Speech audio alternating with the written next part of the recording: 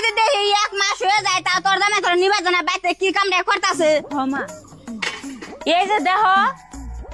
কি কইছো তোমার হে 1 মাস আগে আমার আঙ্গ বেতে থুয়েছ তা তুমি এখন তুই আমার নিবার যাও নাই পাড়ার ব্যাক মাইসে জিগায় মেয়ে এতদিন ধরে আইছে জামাই এখন তুই নিয়ে যায় নাকি মেয়ে একবার আইছে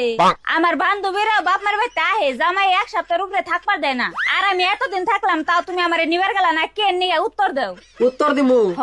তুমি আমারে তরকারি রান্না শিখাইছো হ হিকাইছি তুমি তারপরে আমারে থালি বাসন ধোয়া শিখাইছো হ হিকাইছি তুমি আমারে কাপড় চোপড় ধোয়া শিখাইছো হ হিকাইছি তারপরে ঘর গুছানি শিখাইছো হ হিকাইছি কিন্তু এগিনে তো তোমারে আমি ভালোর জন্য শিকাইছি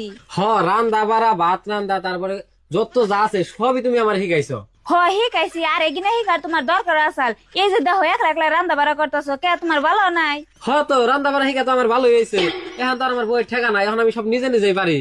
আর আশা করি উত্তরটা তুমি পাই গেছো এই জন্যই তোমার আমি নিবার যাই নাই কি কি নে তুমি এখন তোমার মায়ের নাকি আবার ঘুরে যাও গা